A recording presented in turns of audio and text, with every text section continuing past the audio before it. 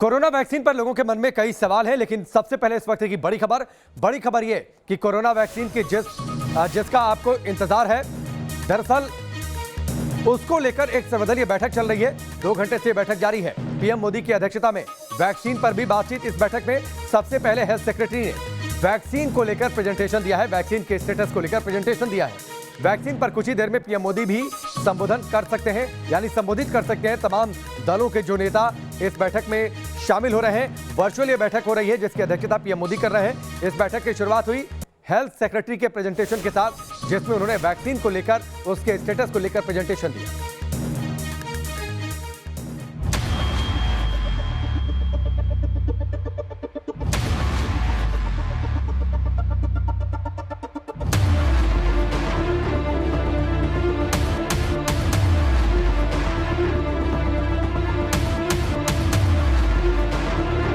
देश के लिए गुड न्यूज आई है।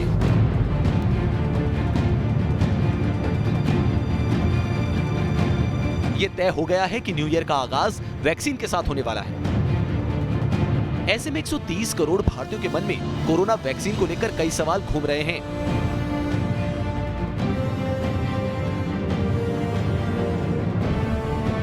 कोरोना की वैक्सीन कब मिलेगी, कैसे मिलेगी, कहां मिलेगी, पहले किसे मिलेगी? इन तमाम सवालों का जवाब आपको अगले 12 मिनट में मिल जाएगा, और वो भी देश में हेल्थ सेक्टर से जुड़े सबसे विश्वसनीय एक्सपर्ट से। सवाल नंबर 1, देश में कोरोना वैक्सीन कब तक? इस सवाल का जवाब दिया है खुद देश के सबसे बड़े और विश्वसनीय सरकारी अस्पताल अखिल भारतीय आयुर्विज्ञान संस्थान के डायरेक्टर डॉक्टर रणदीप गुलेरिया ने। वैक्सीन आने में कुछ हफ्ते लगेंगे। शुरुआत में कोरोना वैक्सीन के 2 डोज दिए जाएंगे। पहले बूस्टर डोज दिया जाएगा, जिसके कुछ दिन बाद शरीर में अच्छी तादाद में एंटीबॉडी बनेगी, और हमें उम्मीद है कुछ महीने के आसपास शरीर में इसका असर दिखने लगेगा। जैसे जैसे केस की संख्या कम होती जाएगी, फिर हम अगले 6 महीने के रिजल्ट से तय करेंगे कि हमें किस प्रकार के इम्यूनिटी बूस्टर की जरूरत है, और दिए गए डोज का शरीर में क्या असर होता है, कितना फायदेमंद है। और फिर अगर इम्यूनिटी बूस्टर डोज की जरूरत पड़ती है, तब दूसरे बूस्टर का डोज दिया जाएगा, जिसका असर कई महीने तक रहेगा।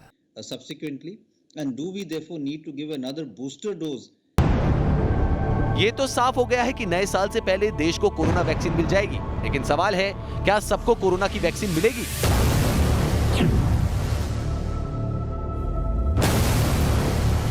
वो तो डिसीजन गवर्नमेंट ले लेगी, पर मेरे अंदाजे से कि जो ऑलरेडी जिनके एंटीबॉडीज़ है उनको प्रेफर ना करके जो ओल्ड एज है, कोमॉर्बिड है, हाई रिस्क पीपल है, उनको पहला प्रेफरेंस देना चाहिए। इनके साथ जितने भी हेल्थ केयर वर्कर है जो कोविड एरिया में काम कर रहे हैं, फिर वो डॉक्टर हो, वार्ड बॉय हो, सिस्टर्स हो, इवन क्लास 3 क्लास 4 वर्कर्स हो, जो कोविड एरिया में काम कर रहे हैं, उनको प्रायोरिटाइज करके पहले देना चाहिए, और फिर जैसे अवेलेबिलिटी बढ़ जाती है बचे हुए पॉपुलेशन को देना चाहिए। अब जब ये तय हो गया कि सबको कोरोना की वैक्सीन नहीं मिलेगी, तो तीसरा सवाल है कि वैक्सीन देने में प्राथमिकता किसको?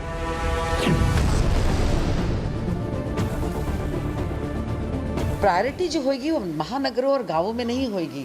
प्रायोरिटी होगी हेल्थ केयर वर्कर्स। पहले सबसे पहले जो फ्रंट लाइन वर्कर्स हैं, जो डॉक्टर्स लोग हैं, नर्सेज लोग हैं, हॉस्पिटल्स में काम कर रहे हैं, उसके बाद जो प्रायोरिटी होगी जो फ्रंट लाइन वर्कर्स हैं, जैसे हमारे पुलिस वाले हैं, वो लोग भी तो पब्लिक में कर रहे हैं, उनकी होगी। और उसके बाद जो प्रायोरिटी होगी वो सीनियर सिटीजन्स की होगी, बिकॉज उनको ज़्यादा रिस्क है। देखो, अल्टीमेटली तो अगर हम कर पाएंगे तो सबको करेंगे, बट क्योंकि ये पेंडेमिक ने हमको बहुत सारी चीज़ें सिखाई, अभी नया है और इतनी जल्दी इतनी सारी वैक्सीन पॉसिबल भी नहीं है, तो हमको फेज़ वाइज करना पड़ेगा।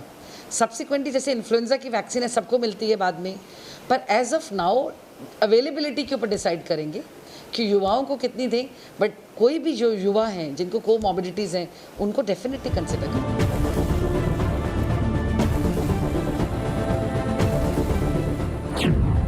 सवाल ये भी कि क्या कोरोना मरीजों को वैक्सीन लगेगी। हमसे बार बार पूछा जाता है क्या उन लोगों को जो कोरोना से संक्रमित हैं या जो बच्चे हैं उनको उपलब्ध कराई जाएगी। उनको जो कोरोना से संक्रमित हो चुके हैं उनको एंटीबॉडीज डेवलप हो जाती है, उनको आज के दिन अभी एकदम वैक्सीन की जरूरत नहीं है, उनको वैक्सीन जरूरत नहीं दी जाएगी। ये गलतफहमी तो दूर हो गई कि जो इस वक्त कोरोना से संक्रमित हैं, उन्हें इस वैक्सीन का कोई फायदा नहीं।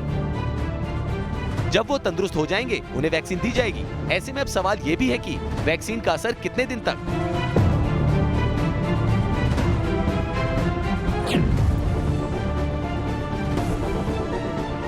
ये पूरा डिपेंड होता है कि वो वैक्सीन की एफिकेसी कितना है। जैसे मैंने पहले बताया, हर एक वैक्सीन की एफिकेसी अलग होती है। किसी की 2 साल है, किसी की 5 साल है, किसी की 10 साल है। तो उस हिसाब से अगर एग्जाम्पल कोई वैक्सीन की 10 साल है तो 10 साल के बाद फिर एक बूस्टर डोज लेना पड़ता है। इस तरह से वो प्रोग्राम बनती। हर वैक्सीन का बायो एफिकेसी अलग होता है। उस हिसाब से जो भी 3rd फेज़ के बाद एस्टेब्लिश होगा तो वो हर एक वैक्सीन का डिपेंड होता है, और जो भी उसका पीरियड होता है कितने दिन चलेगा, तो वो दिन के बाद उनको बूस्टर डोसेस शुरू करने पड़ते हैं। वैक्सीन का असर कितने दिन तक रहेगा, इस पर अभी रिसर्च जारी है। लेकिन हमारे आपके मन में सवाल तो ये भी है कि वैक्सीन का साइड इफेक्ट क्या। अभी ये बहुत नया बीमारी है और वैक्सीन भी नहीं है, लेकिन ट्रायल्स में तो बहुत सीरियस साइड इफेक्ट नहीं है। सब वैक्सीन में थोड़ा सा पेन, फीवर, हेडेक ये सब होता है। हम आज फ्लू वैक्सीन लिए हैं, थोड़ा सा दर्द है। ऐसे तो सब वैक्सीन की इफ़ेक्ट रहेगा, लेकिन क्या दूसरा इफ़ेक्ट होगा बहुत मुश्किल है।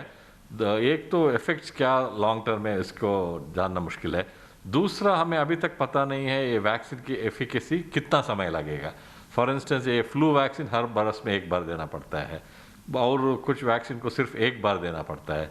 सो ये वैक्सीन कैसा लगेगा तो बताना अभी मुश्किल है, लेकिन एटलीस्ट स्टडीज़ में अभी तक ये सेफ लगता है और efficacy most of the vaccine से 90% से ज़्यादा है। यानी ये तो आप निश्चिंत हो जाएं कि अब तक की रिसर्च में कोरोना वैक्सीन से शरीर पर ऐसा कोई प्रभाव नहीं पड़ने वाला है जिसे मेडिकली गंभीर कहा जाए। तो अगर आप वैक्सीन लगवाने के लिए तैयार हैं तो इसकी कितनी डोज आपको लगानी होगी, ये भी बड़ा सवाल है। कुछ वैक्सीन जो है वो सिंगल डोज की हैं, कुछ वैक्सीन डबल डोज की हैं जो 1 महीने के गैप से लगाई जाएंगी। वो ये सब चीज़ वो उस बात पे निर्धारित होता है कि कौन सी वैक्सीन लगाई जा रही है। तो मुझे लगता है कि हमारे सामने सूर्य की किरण है वैक्सीन के रूप में। वैक्सीन आ रही है, आने वाली है और हमको 3-4 महीने में ये उपलब्धता भी हो जाएगी। और मुझे लगता है कि लगभग करीब 1-1.5 साल के समय में ये वैक्सीन लगभग सबको उपलब्ध होगी जो वैक्सीन लगाना चाहेगा। शुरू में प्रायोरिटी उन्हीं लोगों को होगी जो लोग वैक्सीन के जो इस बीमारी के कांटेक्ट में हैं, जो या कोरोना वॉरियर्स हैं या जो ज़्यादा हाई रिस्क में हैं, उन लोगों को उपलब्ध कराएंगे। अब जब आपको कोरोना की वैक्सीन लग जाएगी तो आप ये सोच रहे होंगे कि वैक्सीन के बाद मास्क, सैनिटाइजर से क्या मुक्ति मिल जाएगी। वैक्सीन आने के बाद इम्यूनिटी मिल रही है, अगर ऐसे इस्टेब्लिश हुआ तो फिर ये जो भी प्रिवेंटिव मेजर्स है वो तो कम होने चाहिए। फिर भी अगर ऐसे भी समझो पैंडेमिक नहीं है, मास्क पहनना और अपने हाथ सैनिटाइज करना ये अपने हेल्थ केयर के लिए भी अच्छा है। इससे बेसिक हेल्थ केयर, ये कोई नया कोविड के लिए नहीं है। जैसे आप सैनिटाइजेशन ऐसा भी करो तो उससे क्या होता है कि आपके हाथ पे लगे हुए बैक्टीरिया, वायरस मर जाते, तो आप हाथ आपका मुंह को लगाते, आँख को लगाते, तो कोविड छोड़ के और भी बैक्टीरिया ट्रांसमिट हो सकते। तो मेरे हिसाब से ये सारी अच्छी प्रैक्टिसेस हर इंसान ने चालू करनी चाहिए। यानी कोरोना वैक्सीन भले ही कुछ हफ्तों में देश में आ जाएगी, लेकिन फिलहाल मास्क और सैनिटाइजर से हमें मुक्ति मिलने वाली नहीं है। कोरोना संक्रमण में ये देखा गया है कि बच्चों में अगर कोविड हुआ तो उनकी रिकवरी काफी तेज है। ऐसे में सवाल है कि बच्चों को भी क्या कोरोना वैक्सीन लगेगी। अभी तक जो भी वैक्सीन फ्रंट रनर वैक्सीन हैं, चाहे वो मॉडर्ना की हो, एस्ट्राजेनिका की हो, फाइजर की हो या हमारे यहाँ की कोवैक्सीन हो, इनका जो फेज 3 ट्रायल्स है वो नॉन प्रेग्नेंट एडल्ट्स में अर्थात 18 साल की ऊपर की उम्र में किया गया है। तो ये जो वैक्सीन्स हैं ये चिल्ड्रन में कितनी सेफ है और ये कितनी इफेक्टिव है, इसके लिए हमें एक सब ग्रुप एनालिसिस करना होगा और ऐसे ट्रायल्स में हमें बच्चों को भी इंक्लूड करना होगा, जो अभी तक नहीं है। अभी हैंडफुल ऑफ जो ट्रायल्स हैं उसमें बच्चों को इंक्लूड किया जा रहा है। मॉडर्ना ने स्टार्ट किया है, उसमें 12 साल के बच्चों को भी इंक्लूड किया जा रहा है। तो इनके रिजल्ट आने के बाद ही इस वैक्सीन को बच्चों में इस्तेमाल किया जा सकता है। जहाँ तक नवजात या न्यू बॉर्न में है, अभी तक उसके लिए कोई भी ट्रायल्स नहीं है। प्रेगनेंसी की सेफ्टी भी अभी इसमें नहीं देखी गई है। तो अभी जो एलिजिबल ग्रुप है वो 18 साल के ऊपर के ही लोग हैं। सवाल ये भी है कि वैक्सीन लगने के कितने दिनों के बाद एंटीबॉडी विकसित होंगी। इसमें अभी कई फैक्टर्स इन्वॉल्व है। अगर एक ही कंपनी अगर वो वैक्सीन सक्सेस में होती है वर्ल्ड में और बाकी कोई होती नहीं है तो उसी कंपनी का सबको मिलेगा। वो तो जो भी वैक्सीन इस्टेब्लिश हो रही है उसके बाद उनके जो ड्रॉबैक्स है वो हर एक वैक्सीन के अलग हो सकते हैं और कितनी मात्रा तक किस वैक्सीन के वो अभी तक किसी ने डिसाइड नहीं की। नहीं, ये पूरा डिपेंड होता है कि वो वैक्सीन की एफिकेसी कितना है। जैसे मैंने पहले बताया, हर एक वैक्सीन की एफिकेसी अलग होती है। एक्सपर्ट साफ साफ कह रहे हैं कि वैक्सीन आने के साथ ही सब कुछ वैसा नहीं रहेगा जैसा कोरोना से पहले हुआ करता था। ऐसे में एक और बड़ा सवाल है कि वैक्सीन के बाद वर्क फ्रॉम होम से छुट्टी मिल जाएगी और स्कूल खुल जाएंगे। अभी जो वर्क फ्रॉम होम गवर्नमेंट ने हर एक कंपनी प्राइवेट या गवर्नमेंट को दिया है जहाँ जहाँ हो सके, तो अगर उसका ऑब्जेक्टिव ही निकल जाएगा वैक्सीन आने के बाद तो वो अपना कंपनी डिसीजन लेगी। अगर 50 साल का हमने स्टडी किया हमारा इतिहास, तो हर 7 साल 8 साल में कुछ ना कुछ इंडिया में पैंडेमिक है, कोई स्टेट में यहाँ है। तो जो कॉरपोरेट बिजनेस हो, गवर्नमेंट बिजनेस हो, जहाँ जिस आदमी को जो काम डेजिग्नेट किया है, अगर उसमें का कुछ मात्रा वो घर से करके आपका काम करके दे रहा है तो वो कंसिडर करने में कोई बुराई नहीं है। ऑनलाइन हमारे भी बच्चे ऑनलाइन ये करते हैं, उसमें जो ऑब्जेक्टिव है टीचिंग का वो तो पूरा नहीं हो रहा है ना, क्योंकि जो फिज़िकल टीचिंग होती है, जो हैंड आई कोऑर्डिनेशन टीचिंग जिसे बोलते हैं, ऑडियो विजुअल कोऑर्डिनेशन है, वो अलग है। अभी हमारे भी बच्चे, सबके बच्चे ऑनलाइन ही कर रहे। वो क्या है, वो टैब ले रहे या मोबाइल ले रहे और ध्यान कहीं होता है और टीचर वहाँ से बोल रही। वो जो आई टू आई कोऑर्डिनेशन टीचिंग अब वर्क जो ऑनलाइन लेक्चर से ख़त्म हो चुका है। तो अगर कोई रिस्क नहीं है ट्रांसमिशन ऑफ एनी डिजीज़ का, तो बेहतर है कि स्कूल अपना फिज़िकली चालू हो जाए, जिससे कि जो भी टीचिंग बच्चों का हैम्पर हो रहा है वो अच्छा हो जाए। आपके मन में भी सवाल होगा कि जिस तरह सर्दी, खांसी, बुखार, पेट दर्द जैसी बीमारियों की दवा अपने घर के पास के ही मेडिकल स्टोर से आप खरीदते हैं और बच्चों को पास के डिस्पेंसरी में वैक्सीन लगवाते हैं, तो क्या वैक्सीन ओपन मार्केट में मिलेगी? सरकार ने उस फ्री वैक्सीनेशन का अपने जिम्मा लिया है। कुछ स्टेट गवर्नमेंट भी फ्री वैक्सीनेशन पे जा रही है, लेकिन कहीं ना कहीं ये वैक्सीन मार्केट में भी अवेलेबल होगी और इसकी जो कॉस्ट वर्कआउट हो रही है वो लगभग कहीं 500 रुपए से लेके 4 हज़ार रुपए तक की डिफरेंट कंपनीज की कॉस्ट आ रही है। देश के नामचीन हेल्थ एक्सपर्ट्स के साथ बातचीत में तो साफ हो गया कि भले ही कोरोना वैक्सीन आ जाए, लेकिन जब तक पूरे देश से कोरोना वायरस के संक्रमण की चेन नहीं टूट जाती, तब तक किसी तरह की ढिलाई न सिर्फ आपके लिए बल्कि आपके परिवार के लिए बड़ा संकट लेकर आ सकती है।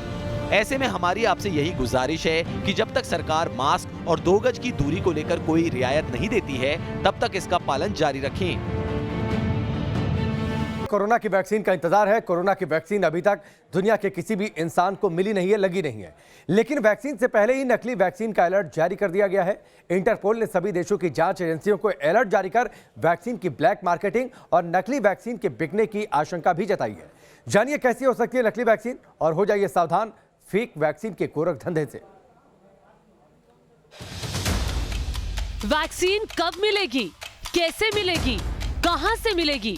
कोरोना से जूझती दुनिया के हर देश, हर शहर में बस यही सवाल पूछे जा रहे हैं।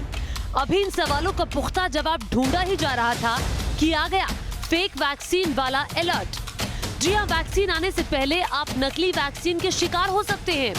ऐसी वैक्सीन जो 10 गुना दाम में आपको मिले या फिर वैक्सीन के नाम पर और कोई जहर आपको बेच दिया जाए। ये आशंका जाहिर की है इंटरनेशनल पुलिस संगठन यानी इंटरपोल ने। फेक वैक्सीन पर दुनिया भर में अलर्ट जारी किया गया है। इंटरपोल ने ये अलर्ट दुनिया के 194 देशों को भेजा है। अलर्ट में कहा गया है कि अंतर्राष्ट्रीय गैंग फेक वैक्सीन बाजार में बेच सकते हैं और वैक्सीन की कालाबाजारी भी हो सकती है। इसी वजह से 194 देशों की पुलिस को सतर्क रहने को कहा गया है। अगर आपके पास भी सरकार से पहले कोई वैक्सीन लेकर आए या फिर ज्यादा पैसों में अंडर टेबल वैक्सीन दिलाने का दावा करे तो सावधान रहिएगा, सचेत रहिएगा। Team news nation.